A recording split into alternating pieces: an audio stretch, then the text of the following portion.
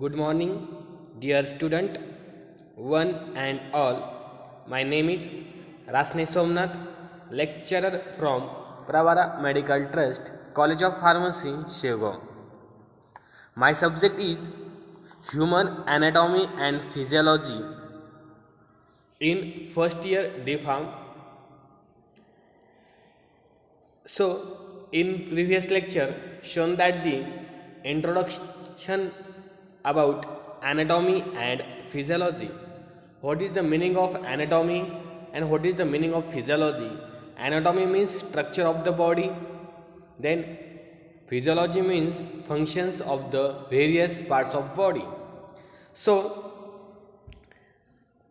today we will be the discuss about the second chapter, that is named the cells. These are the second chapters about cells. Cells, these are the its basic living structural and functional unit of the body. विद्यार्थी मित्रांनो, सर्वात प्रथम आपण मागच्या लेक्चरला introduction about anatomy आणि physiology हा chapter बघितला आहे. तर आजचा हा नवीन चॅप्टर द सेल्स. तर ह्या चॅप्टरमध्ये आपल्याला सेल्स म्हणजे काय, सेल्समध्ये काय काय प्रेझेंट आहे, सेलचे वेगवेगळे parts, cell organelles, nucleolus, lipid membrane, cell membrane, ह्या सर्व गोष्टी ह्या चॅप्टरमध्ये बघायच्या आहेत. तर त्या चॅप्टरमधला हा फर्स्ट पार्ट आहे. तर ह्या सेल्स म्हणजे काय, तर cell it's having a basic living structural and functional unit of the body.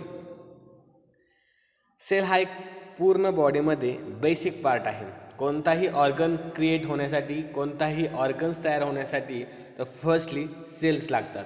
जर सेल एकत्र आल्या तर त्यापासून टिश्यू बनतो आणि टिश्यू जर एकत्र आल्या तर तिथूनपासून ऑर्गन तयार होतो आणि ऑर्गन एकत्र आल्यानंतर आपली सिस्टीम तयार होते आणि सिस्टीम एकत्र आल्यानंतर बॉडी क्रिएट होत असते.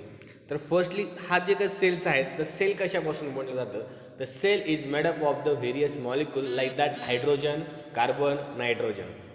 तर सेल कशापासून बनलं जातं, तर cell it's made up from the nitrogen, oxygen, it's a basic component.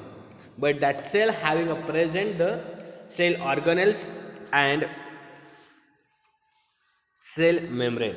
पण सेलमध्ये दोन प्रकारचे डिव्हिजन केलं आहे. एक म्हणजे सेल मेम्ब्रेनचा पार्ट होतो आणि एक म्हणजे cell organelles. Cell membrane it's a outernal part of the cell and the cell organelle is the inner और internal part of the cell. These cells having the smaller units that's called having cells. In all organisms, cells show certain common structural features and certain complicated metabolic events are carried out in similar ways. For example, the replication of DNA, the synthesis of proteins, metabolism of sugar are very similar in all organisms. DNAचं replication असेल, प्रोटीनचं synthesis असेल किंवा शुगरचं metabolism असेल, तर ह्या सर्व गोष्टी ह्या सेल्समध्ये होत असतात. A cell is having a basic living structural and functional unit of the body and each cell leads to a double life. प्रत्येक सेलला काय डबल लाईफ आहे. वन इंडिपेंडंट आहे, participating to its development, and other an intermediary, and since it has become an integrated part of an organism. These cells having studied under two major parts like that cell membrane and cell organelles. सेलमध्ये दोन प्रकारचे study केले जातात under the two major parts like that cell membrane and cell organelles. These are the cell membranes like that all about the external part of the cell that called as the cell membrane. That's having these are the plasma membrane. It's having also called as the cell membrane. It's external part of the cell. This one part, and second part that is the cell organelles. Cell organelles is consist in the cell. These are internal part like that mitochondria. It's also having the cell organelles. Rough endoplasmic reticulum, then Golgi apparatus, smooth endoplasmic reticulum, then nucleus, then ribosomes, then cytoskeleton, then centrioles, lysosomes and flagellum. These are also having a cell organelles parts. So these are the cell of the human body or animal body, and that cell having a group to create a tissue, and then tissue having a joining to each other to formation of the organ, and organ are the joints to that formation of the body or system, and then system is having a completely to that presence of the body or to create of the body. So the next slide show that there are the two parts of the cell, like that first is cell membrane and second is cell organelles. Cell membrane काय समजलं आहे? Cell membrane हे काय outer किंवा external part of the cell. मग हा part नेमकी कसा बनला जातो? जो का सेल मेम्ब्रेन आहे, दिस आर येलो कलरचं जर दिसते तुम्हाला, हे सर्व काय आहेत? प्लाझ्मा मेम्ब्रेन किंवा सेल मेम्ब्रेन आहे. हा सेल मेम्ब्रेन कशापासून तयार होते, यामध्ये काय प्रेझेंट आहे ते आता आपल्याला बघायचं आहे. The first part that is the cell membrane. तर हा जो काय सेल मेम्ब्रेन आहे, this cell membrane is made up of lipids and proteins. जो काय सेल मेम्ब्रेन आहे हा कशापासून तयार झाला आहे? The cell membrane it's made up of the lipids and proteins.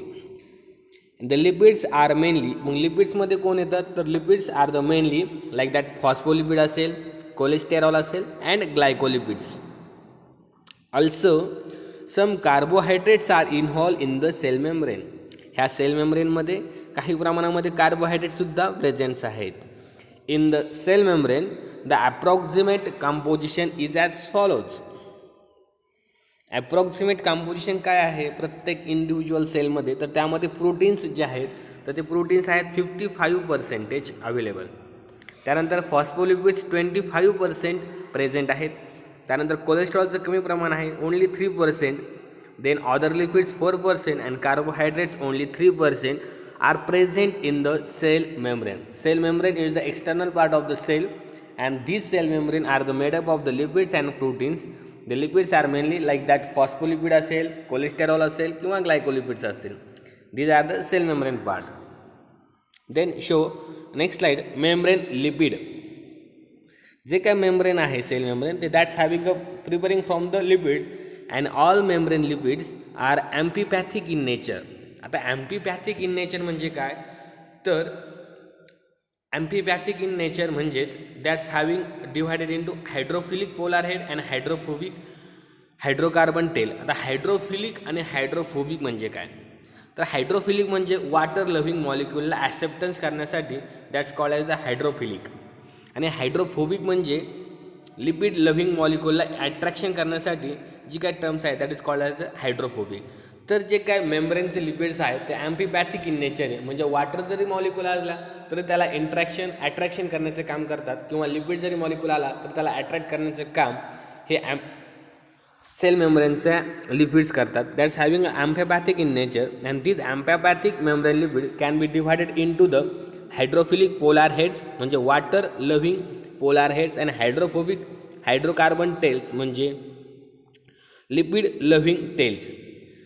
तर glycolipids are the sugar containing lipids. जे काय ग्लायकोलिपिड्स आहेत त्यामध्ये काय शुगर प्रेझेंट म्हणून त्याला sugar containing lipids so called as the glycolipids. Then show next slide like that membrane proteins.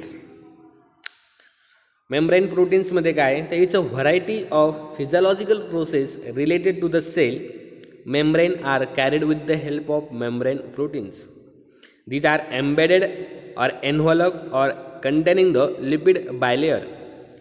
The membrane proteins can be studied under two basic forms. जे काय membrane proteins आहेत ते membrane प्रोटीनचे दोन प्रकारचे study केले जातो बेसिकली. एक म्हणजे इंटेग्रल प्रोटीन्स आणि सेकंड म्हणजे पेरिफेरल प्रोटीन्स. जी काय वेगवेगळ्या व्हरायटीज आहेत फिजिओलॉजिकलच्या प्रोसेसच्या सेल मेम्ब्रेनमध्ये हे कॅरीड आउट करण्यासाठी आपल्याला कशाची गरज पाहिजे? With the help of membrane proteins. त्यामध्ये दोन प्रकारचा स्टडी केला जातो. एक म्हणजे इंटेग्रल प्रोटीन्स कशासाठी? तर ट्रान्सपोर्टेशन ऑफ द प्रोटीन्स और transportation of the various molecules. So that having a membrane proteins are the use like that first is the integral proteins and second is the peripheral proteins. So then first one by one discuss the integral proteins. The integral proteins means these are completely embedded in the lipid bilayer. Lipid bilayer मध्ये पूर्णपणे containing that having a integral proteins. आणि ह्याच integral प्रोटीन्सलाच म्हटलं जातं the integral proteins are also called as the transmembrane proteins.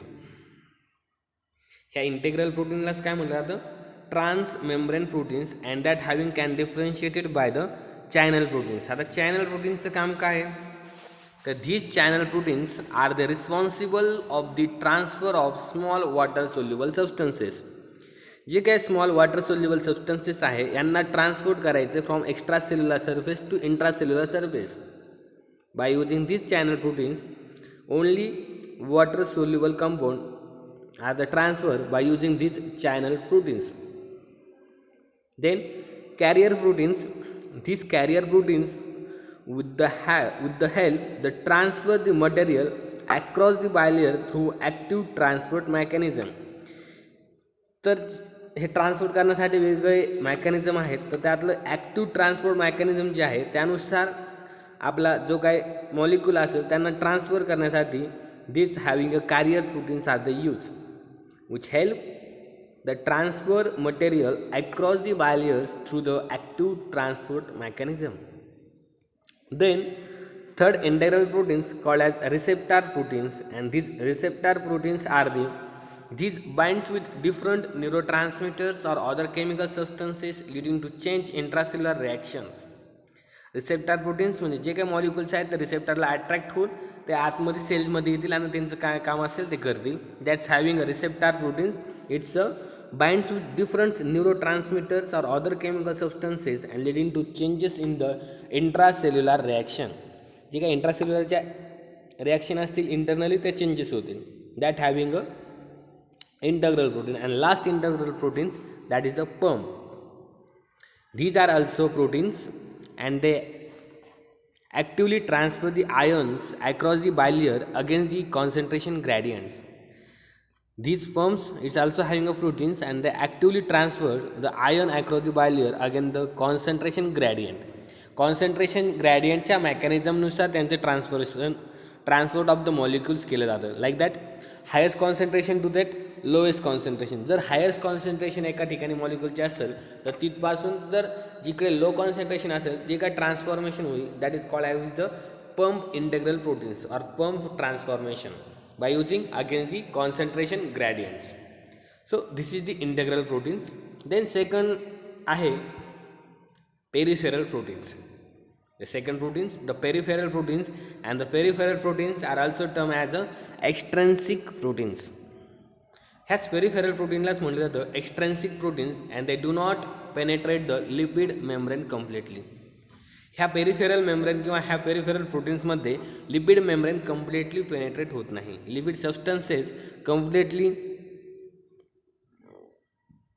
Dissolve होत नाही. That's having extrinsic proteins or peripheral proteins. These are the cell membrane. Only one part of that is zoomed by using this image. These are the cell membrane. These are the cholesterol molecules. These are the cholesterol molecules. These are the integral proteins. These are the surface proteins. Then these are the protein channel for the transportation of the various molecules. Then alpha helix proteins, then hydrophobic tails. These are the hydrophobic tails, like that. These are the lipid loving molecules are the attractions. Then hydrophilic heads, that's having only water loving molecule attractions, and that's having a phospholipid bilayers. This called as the phospholipid bilayer. These are the glycolipids molecule, or these are the glycolipid lipids. Then globular proteins, these are the globular proteins, and these are the carbohydrates. These are the totally cell membrane. One point are they zoomed by using microscope, and that containing about the various point are the described. These are the one and all of that about cell membrane. And then next point, that is the cell organelles. तर sale membrane समजले काय आहे, तर sale membrane हे एक लिपिडपासून बनलं जातं आणि सेल मेम्ब्रेन हे लिपिडपासून बनल्यानंतर त्यामध्ये वेगवेगळे कंपोजिशन्स आहेत. प्रोटीन्स आहे, फॉस्फोलिपिड्स आहे, कोलेस्ट्रॉल आहे, अदर लिपिड्स आहेत, कार्बोहायड्रेट्स आहे. त्यानंतर लिपिडपासून बनले म्हणून ॲम्फिपॅथिक नेचर आहे त्याचं. ॲम्फिपॅथिक नेचर म्हणजे काय, तर वॉटर लव्हिंग मॉलिक्यूल आणि लिपिड लव्हिंग मॉलिक्यूल दोन्हींनाही अट्रॅक्शन केलं जातं. नंतर बघितलं आपण मेम्ब्रेन प्रोटीन्स. मेम्ब्रेन प्रोटीन्समध्ये काय आहे, तर दोन प्रकारचे प्रोटीन्स आहेत, एक म्हणजे इंटग्रल प्रोटीन आणि एक म्हणजे पेरिफेरल प्रोटीन. तर इंटग्रल प्रोटीनला जे आहेत, इंटग्रल प्रोटीनलाच आपण ट्रान्समेम्ब्रेन प्रोटीन म्हणतो. त्यामध्ये परत 4 प्रकारचे प्रोटीन्स आहेत, जे काय transformation of the molecule from external environment of the cell to that internal environment of the cell or extracellular fluid to that having intracellular fluid. This transformation according to that these protein are the using like that channel proteins असेल, carrier proteins असेल, receptor proteins असेल किंवा pump असेल. Pump having a mechanism again the concentration gradient. The highest concentration gradient of the molecule is the one side, then lowest concentration are the transformation by this pump or ion exchange. And then second point of this cell, that is the cell organelles. आता sale organelles काय आहे, तर हा एक internal part आहे सेलच्या आतमधला. आता सेलच्या आतमध्ये काय आहे, तर सायटोप्लाझम आहे आणि सेल ऑर्गनल्स आहे. सेल ऑर्गनल्स म्हणजेच internal part of the cell. The cell having a consisting about the 2 parts mainly, that is the cytoplasm and cell organelles. Cytoplasm are the transparent viscous gel like fluid containing water, 75 to 90% water present, and the suspended such as protein, lipid, carbohydrate and various different organic compounds are the present in the cytoplasm. Cytoplasm is nothing but is a watery or viscous gel fluid like containing, it's only having a percentage of the 70 to 90% of the water, and that having a presence of the cell organelle overall the embedded.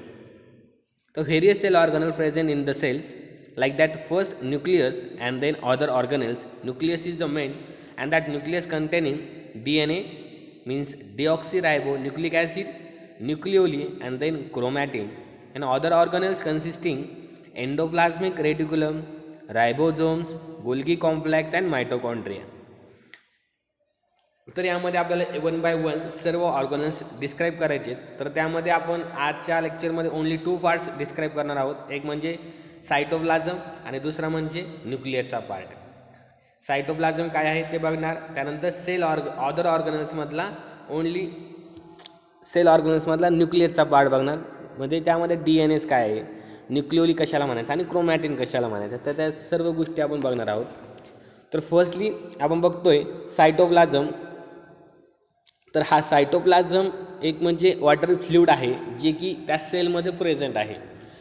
The cytoplasm is located inside the cell membrane and it is a made up of cytosol and all the organelles. हा जो काय cytoplasm आहे, it's located inside the cell. सेलच्या आतमध्ये जे काय आहे हे त्याला एन्व्हलप केलेलं आहे sale मेम्ब्रेनने.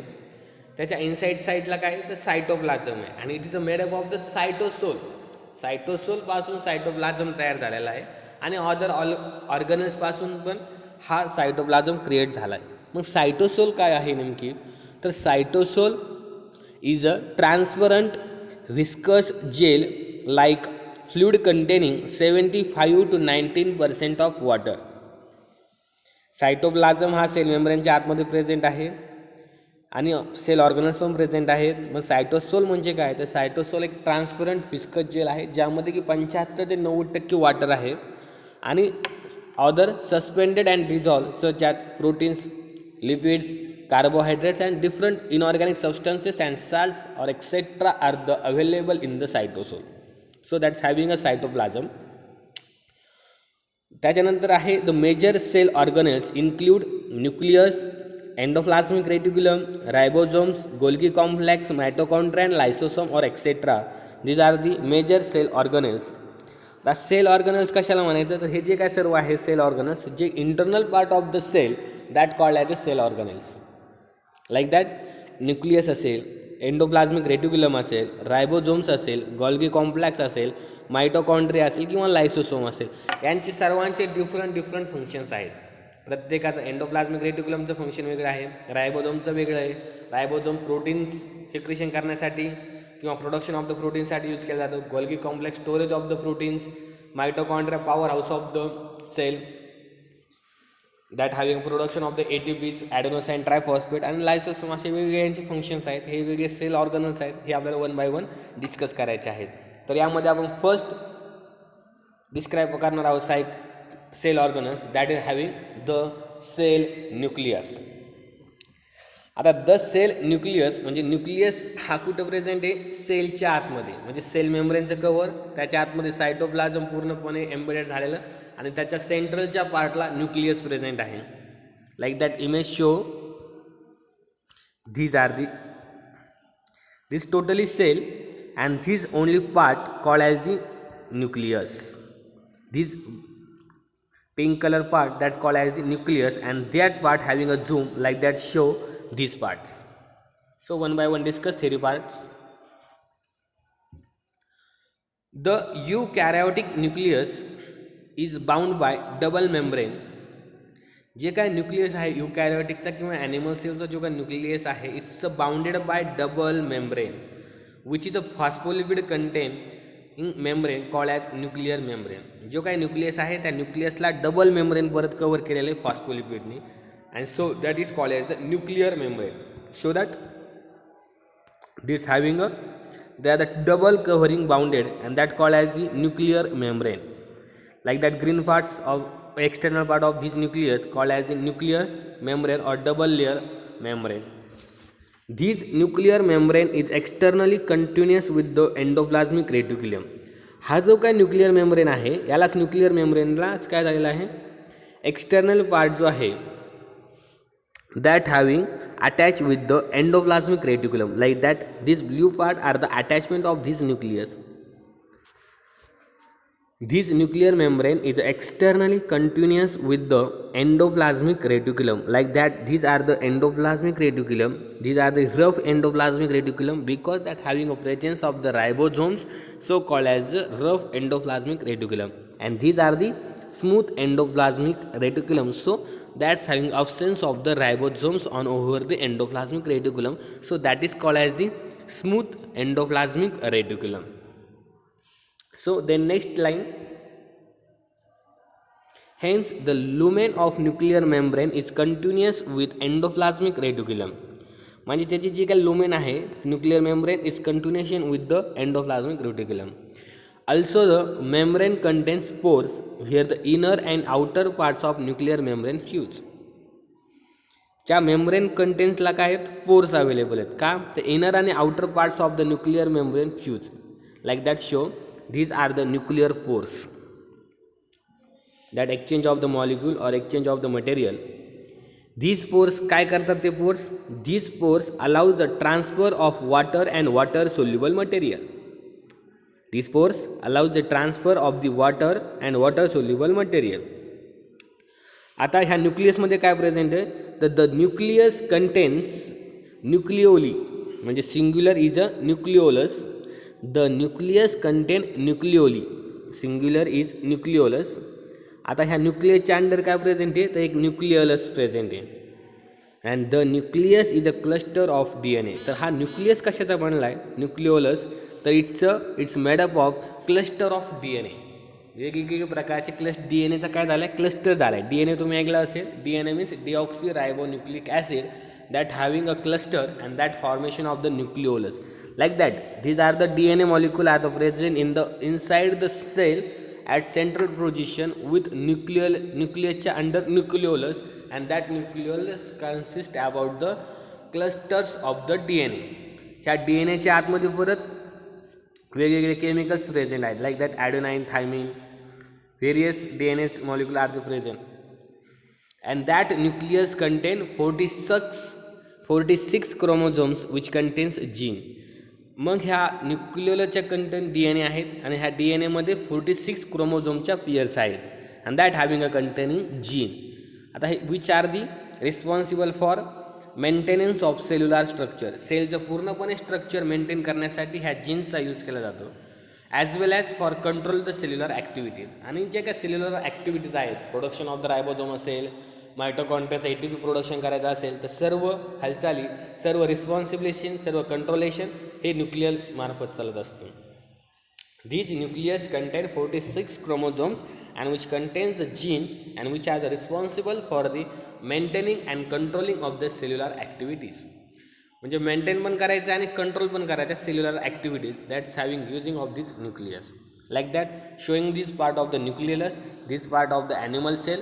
This animal cell contain the nucleus part, This nucleus part attached with the endoplasmic reticulum. Like first is a rough endoplasmic reticulum. So that is called as rough endoplasmic reticulum because it's having a presence of the ribosomes molecule are the present in over the endoplasmic reticulum. So called as rough endoplasmic reticulum.